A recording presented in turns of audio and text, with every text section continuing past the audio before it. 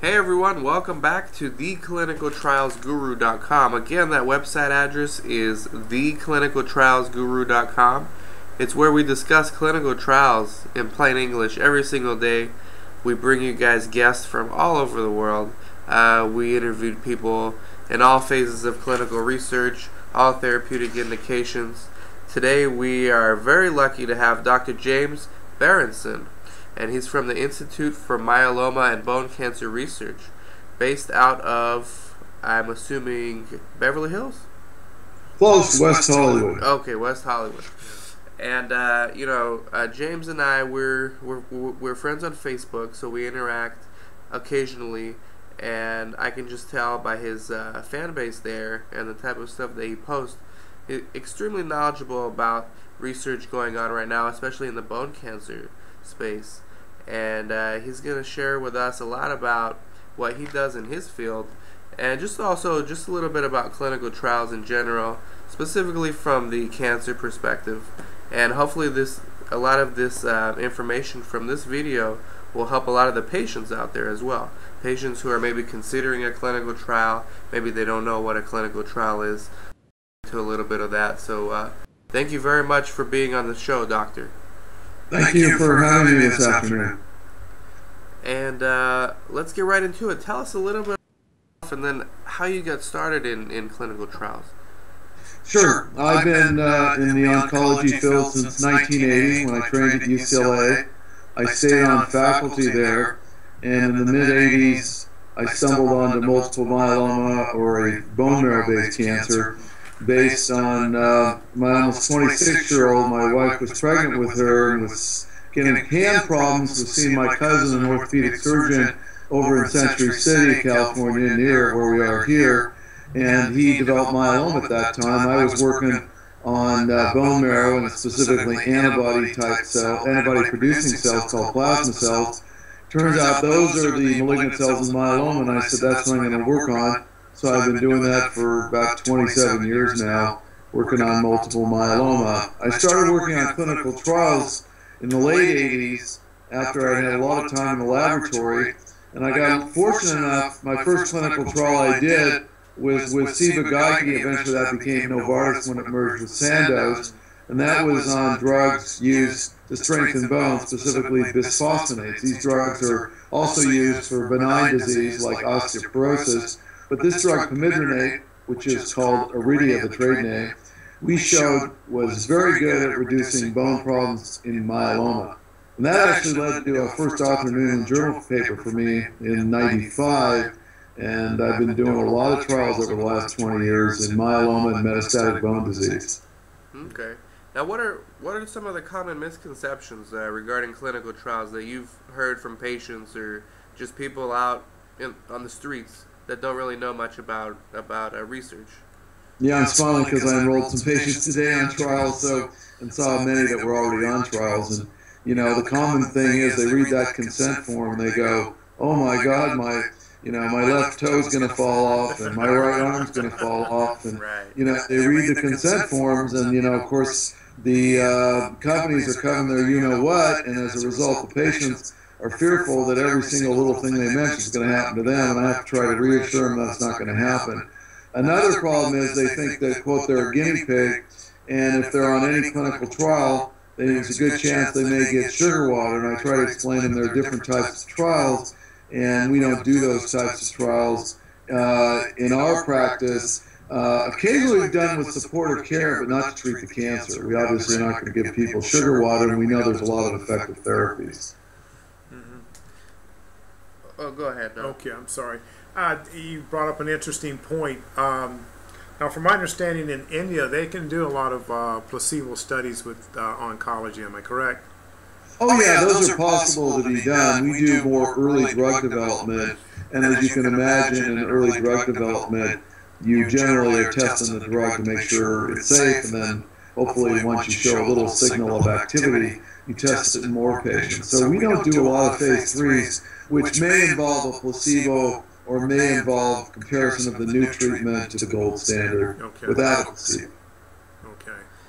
And what's the current state of bone cancer research right now? Where where are we standing right now as far as this industry is concerned?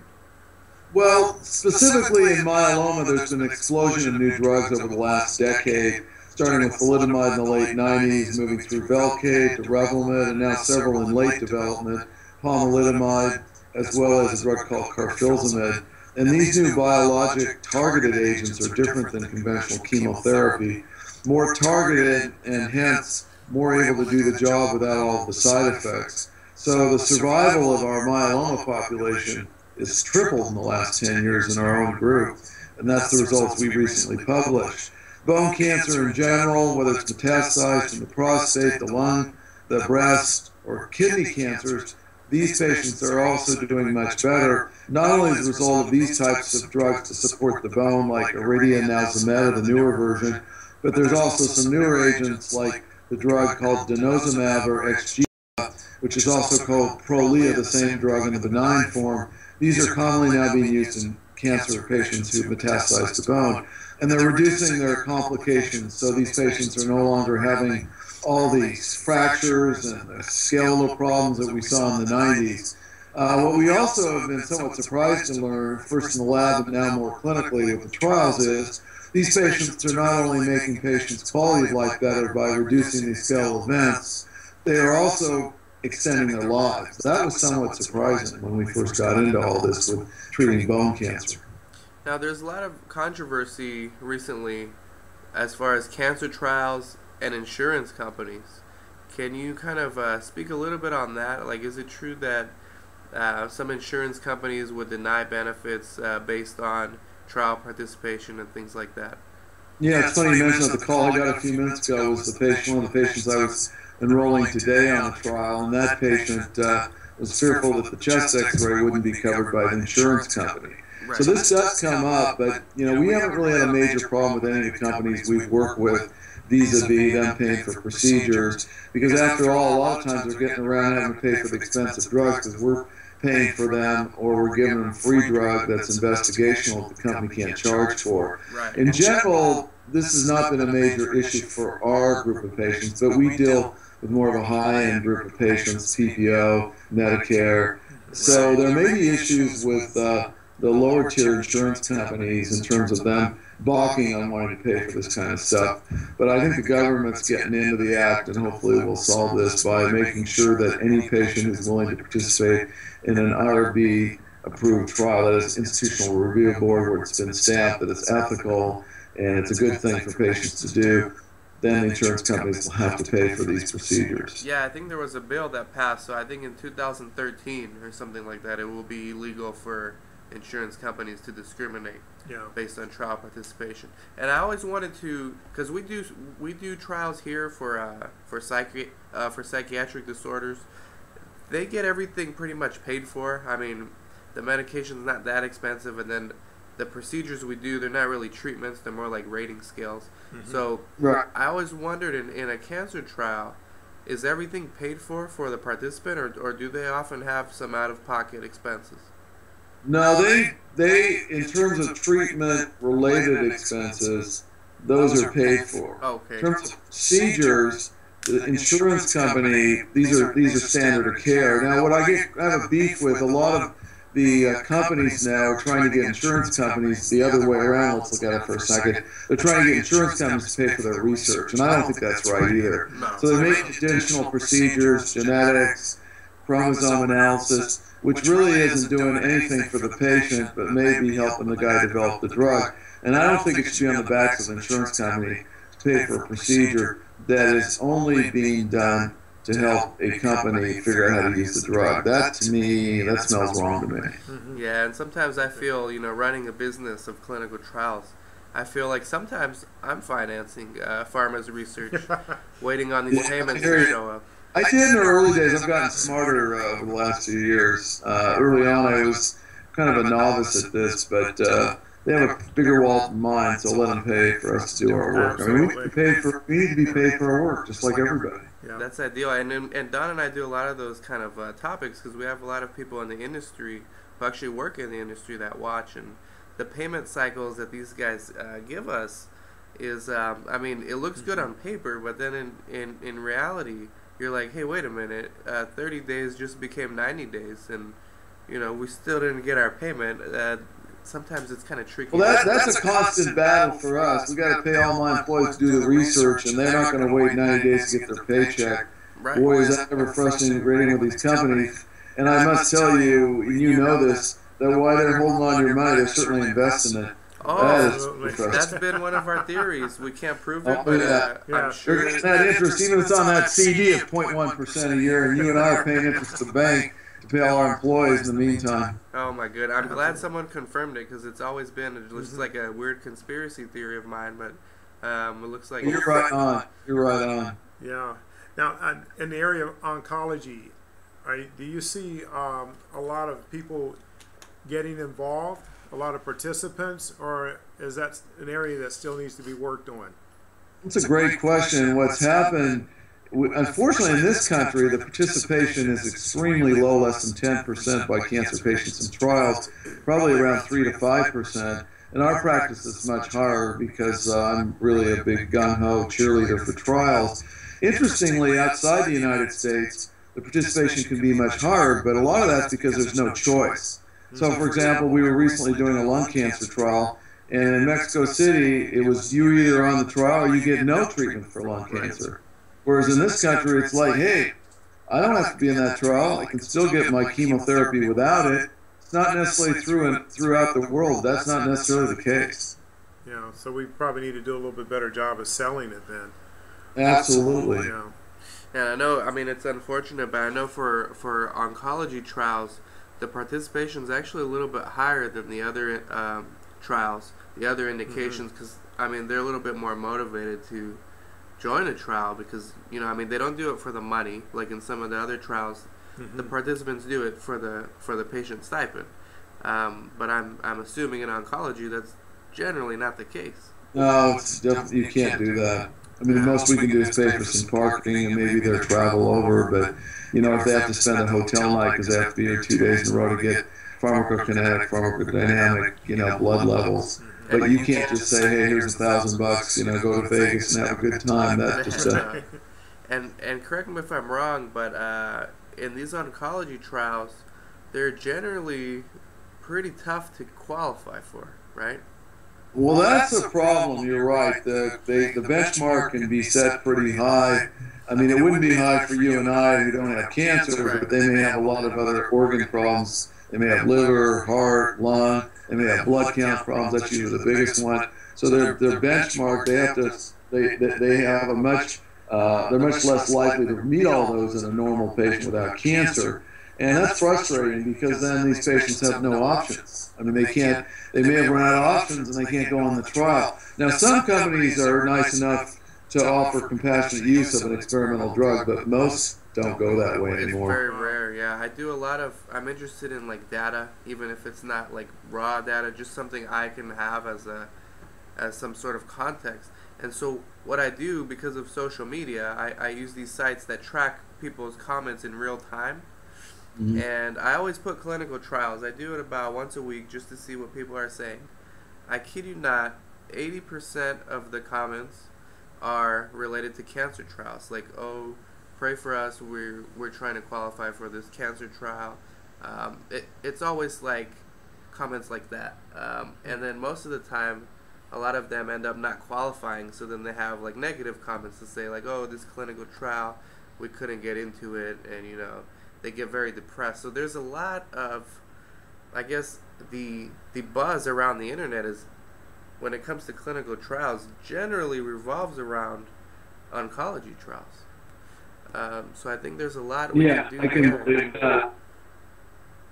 I can believe that there'd be a lot of interest in cancer, because in a lot of cases it's desperation. You gotta do this or you're going to be, that's the end of your life. Not like, say, if you have, arthritis or maybe a little bit of hypertension. Right, yeah, someone with arthritis, or let's say someone with depression, they wouldn't really put on Facebook, I'm trying to get into this clinical trial. But when it's cancer, it's oftentimes even the family. They're saying, oh, mom's trying to qualify for this clinical trial. Everyone pray for her. So you can get a lot of actual feedback from this real life commenting, and they're usually surrounding these oncology trials. So I think there's a space there for people to communicate a little bit clearer to these patients or potential patients on exactly what clinical trials are. And you're not guaranteed to get into a trial. I mean, that's the reason why it's a trial in the first place. Do you think they're setting these benchmarks too high in general? Well, it's a very good question. I mean, the problem is you kind of have to learn about the drug in a non-risky situation. So, it's a balancing act, because you can put patients at risk to kill them if they don't really know what they do in a bad kidney or bad liver patient. On the other hand, if your mother or your wife is that patient, you're like, God darn it, why can't they go on that trial? That really is upsetting. So, it's the greater good versus the person. There's always this balancing act. We had an example of that just a few weeks ago. We put a patient on a new trial. Wonderful response, but went into what we call tumor lysis. It was so good, the tumor went away, that the kidney shut down, all this stuff happened, and then they lost eligibility to continue on the trial. Oh, but the company was good enough to let me put her on a compassionate use of the drug at a lower dose. That was pretty amazing. We were running our own trial, separate trial. Most companies wouldn't have been that nice about it. They were, and she's now participating in that trial. Wow. That's a good story to hear. Same drug. Yeah, that's always refreshing to hear. I think they should do that, compassionate use. I mean, why do they not do that in every case? Is it just about the money, or because obviously they're not going to do that? It's more about red flags. They don't want to see a bunch of red flags when they're having their drug go through FDA review. And if you find their drug, knocks everybody off with bad kidneys, then they got to go report that to FDA, and the FDA goes, oh, well, wait a second, when they're trying to get their drug approved. Yeah. So they don't need, red flags or bad marks on their drug as it's going through FDA review. They used to be a lot better about providing compassionate use. There's a little bit of a resurgence now on its use, though. It's pretty interesting. I would say 2 years ago it was like nobody. Now we're seeing a little bit of companies being willing to do it. It's a lot of work for the doc, you guys, though. Because if it's not approved, you have to get what's called a single-use investigational new drug approval, IND, and that's a lot of work for me and my colleagues if we want to get that patient on. It isn't just, hey, call the company, send the drug. You can't do that anymore. Yeah.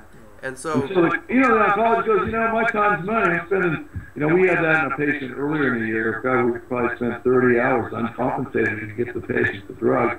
Didn't really do any good in that case, unfortunately. So even if a patient's taken out of a trial but put on a compassionate use drug, that data can still be used by the FDA? Yeah, I mean, this one we're doing now, we're doing it trial that's compassionate use. And they have to still collect all that data, you guys, and the FDA, if you have a bad reaction, you got to report that. You can't just hide that under the covers. Well, in fact, the person I mentioned and putting the camera out, she had an event over the weekend, and we had to report it this morning. Wow. The one, we probably not related to the drug, but she did have an event, and still had to report it. Yeah, I can definitely see why the compassionate use is not generally the norm. If it can be used against them, then the drug company really gets nothing out of it. I mean, you do get, to give someone who needs the drug, but it's I guess one of the unfortunate sides of this being a business, and it's a perfect example of that. Yeah, well, especially on the physician side, when you're paying all your employees to do all this, and there's no compensation. Yeah, that's got to be tough. I'm sorry. I have a question. How do you balance out being the clinician and being the businessman at the same time? How do you balance that out? Because a lot of doctors. Oh, you asked some good questions. That's a very tough one. Am I putting that patient on the trial because it's going to be more profitable than the other trial? Am I doing it? I mean, I always say keep your eye on the ball, and the ball's the patient. I'm not sure everybody does that, but it's really tough because, as my old English teacher said in high school about 40 years ago, the problem with objectivity, Jim, it's quite subjective. So you can think you're being really objective, but you're not. But you also have to make sure that you're not going broke doing this stuff.